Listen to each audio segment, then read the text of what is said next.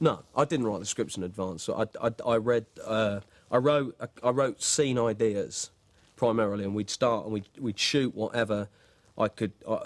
I'd come in, I'd say, right, we're doing this, we're doing that, and then then I'd go and dream a bit more and come up with stuff. So it was a very organic process.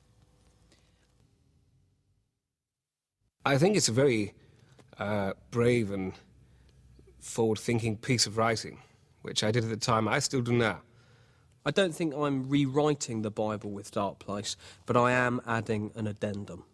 Well, all he was trying to achieve, basically, was to put down on celluloid what he'd been trying for various years of to put down, on paper. He has a very distinctive style, you see. That's what, got me thinking, it could be quite good because, if he can do what he did within the books, in film, then he possibly might have something fairly new to say. And I still, think that's probably the case. Nobody writes books like Garth Marenghi. Nobody. Ahmed had financed films before. He was interested in motion pictures himself and the moving image. And I persuaded him that this was a worthwhile artistic endeavour. And what happened to him? Because Ahmed very, very sadly died. He was shot dead in his flat.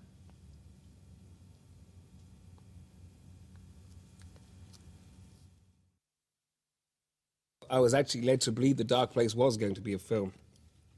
From the outset, it's only when arguments ensued between various other cast members and things, it was cut up into so many episodes. I think it probably would have benefited from being, a full sort of feature. But what can you do?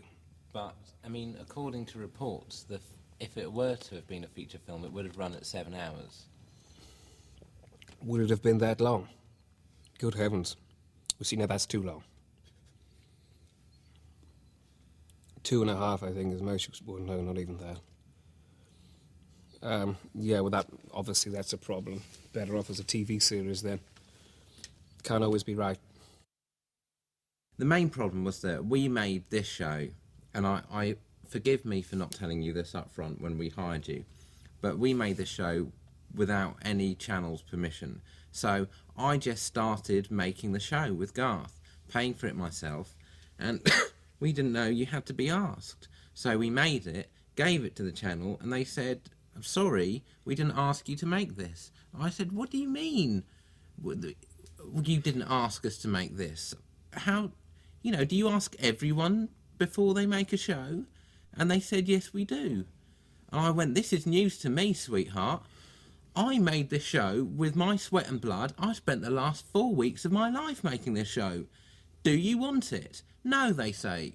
So I'm, caught between the devil and the deep blue sea, having to sell 40 episodes of a medical-based horror show with no one buying it. That's why we had to put it out in Peru.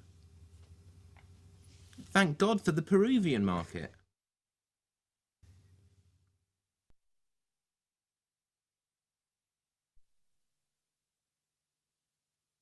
Douglas, first and foremost, I wanted Douglas to be every man. I wanted him to be everything that an audience member would want to be, would aspire to be, had been in the past. It had to be Johnny Average. It had to be your average Daily Mail reader. In many ways, he is an extension of my own natural abilities. He's got a little bit more than me. He is a little more tragic than I am as a character. He's seen the dark side a little too much. Rick Douglas travels in a golf cart around the hospital corridors. Now, I know that some people will say doctors don't really do that. Well, it depends. If you go to a private hospital and you ask for it, you'll get it. I like to think if I was a doctor, I'd probably soup up all my implements. I think I wouldn't wear a white lab coat, I don't think. I'd wear a leather one. Sanchez is a really complex guy. I mean, he's been in the Falklands. He's seen some serious stuff. super glued men together, that type of thing. The type of thing that you and I will never see. So you've got to give respect to these kind of characters, which I hope I did. One Track Lover was written with Garth falling in love with a broccoli woman. Anyway, from what I remember, he had to be out of town to do something with his wife. I can't remember what it was. So therefore, there wasn't any time, so I did it. That's all it was. Otherwise, it would have been him. So no, there was no, letting us see, the different sides, to Dr. Sanchez. Sanchez was, just going to be just this down-the-line surgeon, didn't take any shit, did what he wanted. If he wanted to operate that day, he did. If he didn't, he didn't. That was pretty much how it ran. So that's why I fell in love, with a broccoli woman. I believe it's a very good episode. The main sort of focus of the end of the episode, of the broccoli episode, Sanchez loses, his old chap because he's laid down with a broccoli woman. I mean, it is, for instance, if you imagine somebody like Jean-Michel Jarre losing their hands. We can only imagine what that would be like. I played Reed as a slightly dishevelled boss anyway. He was a man who was trying to deal with maverick doctors. I mean, Sanchez and Douglas are maverick doctors. They're great doctors, but they do doctoring their way. And Reed has to contend with that. He's got a hospital to run. He's got Wonton on his back 24/7. He's got the third floor to contend with. And, he used to be one of the best surgeons on the wing. But he lost a knee in Korea, and so he can't operate anymore. I thought he lost a bollock in Korea. Yeah, he had a bad time in Korea. He lost a knee and a ball. There was a lot of trouble because Dean wore boots as well. And partly why I bought the boot was to kind of raise my height a little. As you know, I am, I wouldn't say significantly, but I suppose I am, to any bystander, a little bit shorter than Dean. But Dean would deliberately buy bigger heeled boots to make me look smaller on set. So then I would buy a boot with a bigger heel to up the ante. And then it became this really rather ridiculous boot war, which never really ended. And there were a lot of casualties, and it was a sorry business, and it was stupid and crazy, and it went on for 5 years. He wears those ridiculous cowboy boots that make him slightly taller. I never understand men that do that. I think Tony Blair does that. Lifts, they're called. These hugely arrogant, stupid men, they're as bad as fucking toupees. They wear these lifts to make themselves an inch higher than they already are. If you're small, you're small. Think anyone gives a shit if you're 5 foot or 5'1"? You know what I mean? With a lift on your shoe. You're still a short man. Unbelievable what people do. And I believe he's still doing that. He's still wearing cowboy boots now with built-up heels. Fantastic stuff. Always makes me snigger. Well, he's gone on record as saying that you're a good foot shorter than him. Really? How tall does he think he is, then? Answer that. I'm nearly 6 foot. And Dean is, I think, 6'2", something like that. He says he's 6 foot. Garth Marenghi, 6 foot tall. He's barely 5 foot and wears lifts. End of story. There are a lot of guns in this show. Do you think that's realistic for life in a hospital, Todd? Is there a lot of guns? I don't particularly remember using a gun that often. I don't think there are guns used in hospitals in this country, though I think that there should be. If I was a doctor in this day and age, I would definitely be carrying a gun. Saturday night in Casualty, you get all kinds of people. Most of them are pissed. And they don't recognise that you're actually there to help them. You see, so they can, all these sort of situations, can then flare up. And if you just flash a bit of steel, I think, it would soon sort out the men from the boys. Have you used a gun, personally? Yeah, I have used a gun. There are certain times when one is backed into a corner where the only way of getting out of that particular corner is with a gun. What sort of That's gun? life, isn't it? That's what I found. Do you use guns as well? If I had to, I'd use a gun. I've not had to shoot anyone in the face as yet, but I would happily... I'd shoot you in the face if I had to. Him? I mean, I'd try not to, but if I had to, I'd shoot you in the face. State of the NHS at the moment, you don't know who you're treating half the time. I've honestly, when I was in the hospital last year, my mother was in there, and I shit you not, there were a couple, curtains round, in that very ward. And the nurse came by and said, happens all the time. And if you'd been a doctor, you would have shot them. If I'd been a doctor in that situation, I would certainly have pulled out my gun and ordered them to halt. If you came into my car, for instance, okay, demanded that I got out of my car so you could have my car. Now, this kind of thing, does go on. It goes on in this country now. I should be able to kill you for that. Okay, shoot you dead in my own car for telling me to get out of my car so you can take it. But you'd be in the shit, you'd be up against, the judge gripping the yoke. The guy that they got to be raped by the eye hadn't seen any photographs, didn't know what was going on, didn't know what would be asked of him. He was just, some extra that was told he had to lie in a bed all day. So, of course, he's going to say yes. And then they bought this bloody great thing with this, dwarf chap inside, with this cock that was coming up and down, like, behind this poor boy. And, yeah, he got a bit, he got a bit upset about that. I've seen it. It makes me laugh. I think it's very, very well done. You don't find it chilling, then? Chilling? The idea is chilling, oh, yes. But, no, because thing is, I was there while it was being filmed, you see, and it was rather a hoot for me. Garth didn't find it at all funny. He took, the whole thing very, very seriously. I have a problem with your word bugger there, okay? The man was impregnated to death, in my book. Stuart and Kim were carpenters / builders. They put in a decent little performance as well. Harrison Ford was a carpenter. As far as I'm concerned, Harrison Ford is still a carpenter. But, he's done very well on it. He looks like he's always just about to fit a joist, as far as I'm concerned. That guy is on auto cruise. Harrison Ford is on auto cruise. I wish he'd just get it into fourth gear once in a while. And, of course, Jesus was a carpenter. Jesus, also, another great carpenter. I don't know whether he was a good carpenter, but his eye wasn't really on the job from the age of 27 up.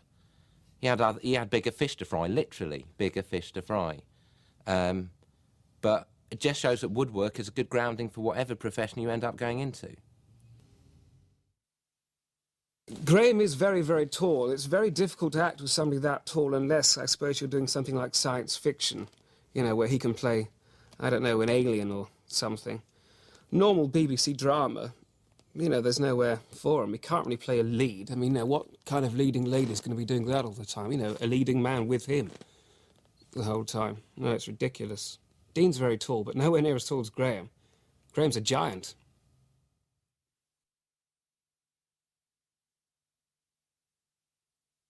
Garth's direction pretty much consisted of, can you be here at 9:30? There's no cab or anything. Probably best you bring something to eat also. That's true as well. I've not made that up. Absolutely true. Did he ever mention your performance? Well, he just said he liked certain bits. He pretty much, left me to my own devices, I think. He knew I could do it. He had many other things to worry about. So did Dean. Was it true that Garth has a habit of muttering no to himself when someone was doing a take? Yeah, he does, yeah. I sent a memo out, did I not? Because you and I drafted it together. A memo was sent out, first week, pre-production, saying, point out to everyone concerned, cast and crew, that Garth Marenghi, the director of this project, will be speaking at twice the speed that he usually does when directing people on set. He would pretty much shoot everybody else's scene at the end of the day, so that there's a certain rush, which meant you had to get them done, so you just got one take at them. Whereas if a scene involved himself, that would be done, near enough first thing. So, he got about 4 or 5 goes at it, which I can understand. His cash, fair enough. You're not popular on set, are you? Go on. Garth bollocked the sound man because he said the mic was putting him off acting. And he said, "Get that thing away from me." And the sound man said, "Well, if I do get that thing away from you, we won't be able to hear you." And Garth said that wasn't his problem. That was the sound man's problem. That if he couldn't mic him up on the other side of the room, then he would go looking for another sound man. The thing with crew is that they do insist on getting paid. They're not artists. They insist on money. I said, "You will have your bunts at the end of the week, cash in hand." And they did not believe me, because 3 weeks in, they still had only got coppers off me. And I said, "Look, you're getting fed. You've got a roof over your head if you want to doss down here. But I can't pay you yet. Stay with me, believe in this, you'll get your money." The crew was getting smaller and smaller and smaller. How many people did you start with and how many did you end with? Crew, I remember, I could be wrong here, of about 30. I think there was 7 at the end. And did that include you? Yeah. I was doing the camera, I was doing the lighting, I was doing the sound, I was doing the bloody catering. What soils my memory of the production, and it always comes back to me, is it was the combined drinking and lovemaking at all hours, which really did, I thought, insult my intelligence, because I wasn't running a circus in my book. I wasn't running a circus. I wasn't running some shoddy cowboy outfit, and at times, I'm sorry you think that. well, you and Dean were seen on set naked and photographed that way. I don't remember that at all. No, you don't remember that. I don't, I don't doubt that. Dean don't remember it either. But it's on film. There was a lovely little thing called Tika, was she called? She had a twin sister. Beautiful girl. That I got actually confused. And because the way that the actual caravan was, there was 2 doors. I was on one side, Dean was in the other. And drink had flowed, and I didn't know whether it was Tika or her sister had gone in one door, come out the other. Dean had gone in one door, Tika had come out, I'd gone in the other. Absolute mayhem, but such good fun. I think at an early age it's important to tether your beast. Otherwise it can run riot. And in the days of Darkplace, I have to say, Todd, you and Dean ran riot. Well, let me say one thing about that. I would say a man who behaves like a beast shall never suffer the pain of being a man. Yet a man without love is like an orchard without cherry blossom. That's the way I feel about it now. I've mellowed, I think. We have restored Darkplace to as near its original condition as we can get it. But a lot of the film is lost in the Thames. There was a police raid on my house and I had to get rid of certain articles, sharpish. In that mix-up, I ended up dumping half of Darkplace in the bottom of the Thames. There's no going back from that. I apologised to Garth. He understood. He's a good friend. But this is partly why we're yakking so much in this, just to fill up the bloody time. The editing was done in the old way, on an old flatbed editing thing, which is why it sometimes jumps around. Because once you cut. And we cut with scissors, and we just threw the stuff away that we didn't want. So sometimes we'd cut it, throw what we thought we didn't want away, and just think, oh, we could have used that, but by that time we'd scrapped it. Or it was covered in beans or something,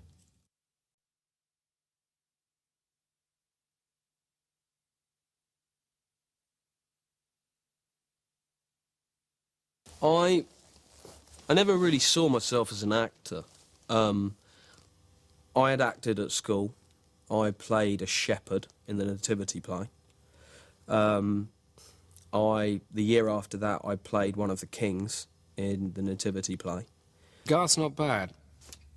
You know, he could have gone on to do other things, possibly. I don't think he's that interested, but, you know, he seems to, you know, remember his lines, which I suppose he should do as he, you know, as he wrote them that morning. I do tend to, you know, do a little bit of Stanislavskian. Have you heard of him? Stanislavskian psychotechnique. Do you know what that is? I do that. 2 takes, yeah. If you can't, you know, basically nail the thing in 2, you know, then you know, pissing in the wind, I think. If you can't get it in 1 take, then you're not an actor, in my opinion. It's an odd one. Dean's not an actor. But I told him at the time I didn't want an act. Not interested. I want the truth. Dean's one of the truest people I've ever met. He will not lie to me. So I just wanted that. I wanted to capture him. As far as I was concerned, he's my boss of sorts. It was more about not wanting to have anyone else as my boss who I couldn't trust. I don't like being bossed. I don't like having a boss. And I knew that if I cast anyone in the role of Thornton Reed, I'd probably sack them within a couple of weeks because they'd just rub me up the wrong way. Dean had never acted. Now, I know Dean. I mean, I'd known Dean for a fair few sort of years before we actually did this. He never spoke about, you know, sort of wishing to act. It was just about saving money. Yeah, Dean had never acted at all. I remember on the first day that we got there, we had to, you know, do some sort of camera tests. And first thing, Dean would do this. It would be a case of him going, "Can you see what I'm doing there? Now, just by blinking of the eyes, I'm making myself weaker. You see, as an actual performer, one is much weaker, you know, when blinking the eyes." So I said, "Dean, stop. Think about next month's rent. Think about your tax bill, you know, trying to bring the guy down."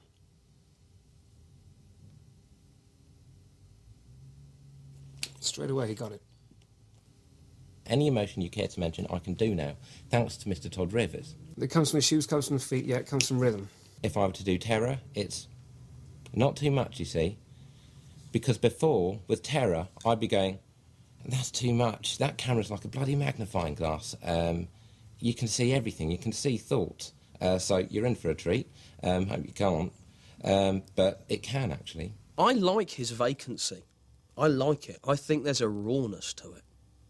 It's almost like he's made a pact with Lucifer, you know, and Thornton Reed, I think if the series had gone on, we would have discovered how Thornton Reed had kissed the bottom of Lucifer. I'm a great believer in Garth's writing, and so I didn't want to do too much with the words. And Todd was saying perhaps I was doing too little with the words. And I thought, all right, I'll take that on board. And so, you know, if I was picking up the phone, instead of just going, "Good morning," which is how I started off, I go, "Good morning." You know, just give it a little bit of something. How do you pick up the phone at Beelzebub's? "Hello, Dean Lerner," is how I pick it up if I'm at Beelzebub's, because it's important to give a good... It's important to give the customer confidence. And so I will pick up the phone and use a bit of a voice. So you're an actor when you're a publisher, so I'll pick up the phone and go, "Hello, Dean Lerner. How may I help you?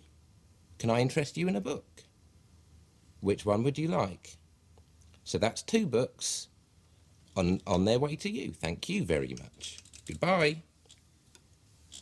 And that makes them feel that they're in safe hands, because the guy's been courteous. He's got the 2 books that they had, that they'd wanted, and he's putting them in the post the next day in a brown paper envelope so that the wife doesn't see. How would you answer the phone at home? "Dean." I think he actually could have made up a lot of those lines while he was going. I mean, it looks as if he did. He's very good, though. He's not an actor, but, you know, not many of them were. Who are your main inspirations as an actor? As an actor? Anyone from Star Trek, really? No. Well, I'm speaking personally. My great inspirations, I've always admired Chuck Norris. But that's really, and I know that he's not a Shakespearean actor as such, but he was the chief inspiration for my action moments. He's a cinematic actor. But I really like the guy who played Maverick. What's his name? Garner. James Garner. A wonderful actor. Does he do the shampoo? Did he do Heart to Heart? Or was that Robert Wagner? He's good as well. I've always liked Mr. T.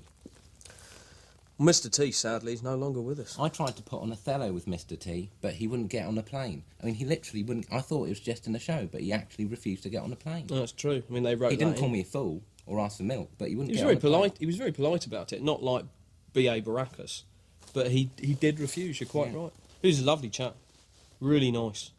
Bit too Christian for me, Yeah, and he's no longer with us, or is he? I don't know. I think he's just ill.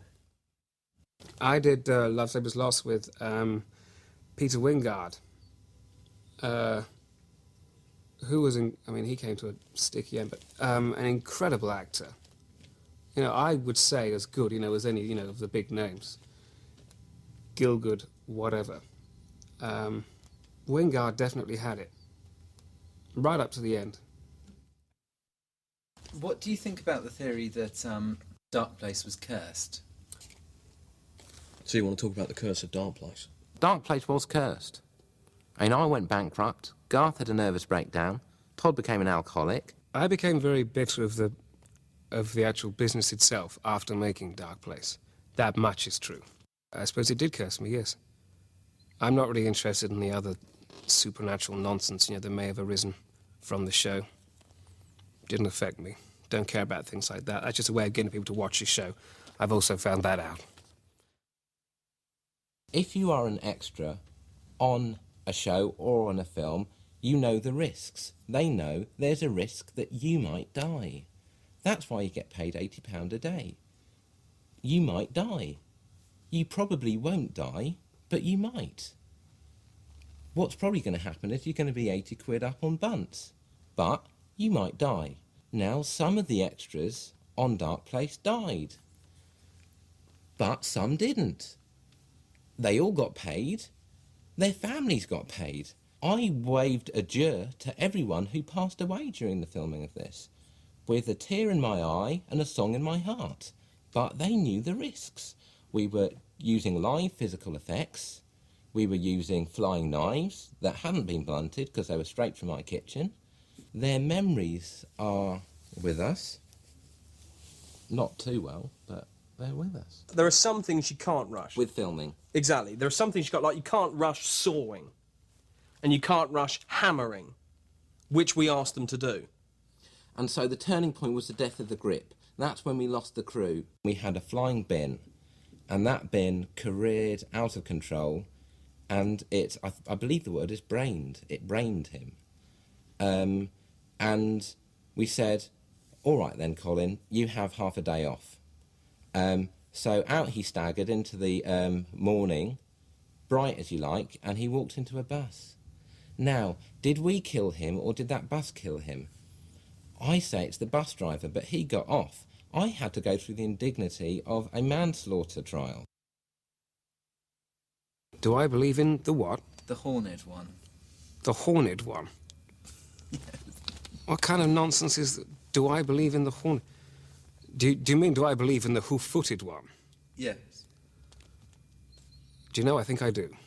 I could see the darkness in her eyes. I knew that she'd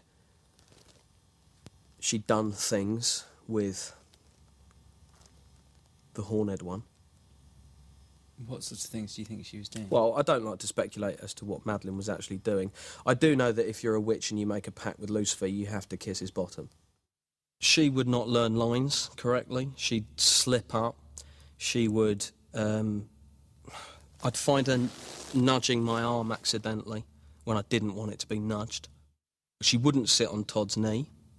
And, after a while you think, for God's sake, it's a joke. Just sit on the man's knee and he'll stop asking. I went into the caravan, to the sort of toilet cubicle, because I'd left my earring in there. And she was in the shower. So I said, my dear, I'm sorry, I've left my earring in the shower. And of course she was naked, so I turned round. And I turned back, and I shit you not, my friend, she was gone when I turned round again. So what would you say the message of Darkplace is? Keep making good television. You know, Darkplace is very, very good television. You know, storylines are bang on, not bad acting. Yeah, you know, but they don't want to make things like this anymore. I mean, I believe that the great shows have come and gone. T.J. Hooker's come and gone. Dukes of Hazzard's come and gone. You know, Crystal Maze has come and gone. We won't see shows like that again. In our small way, I hope we're contributing to that canon. It might be a niche market. Who knows?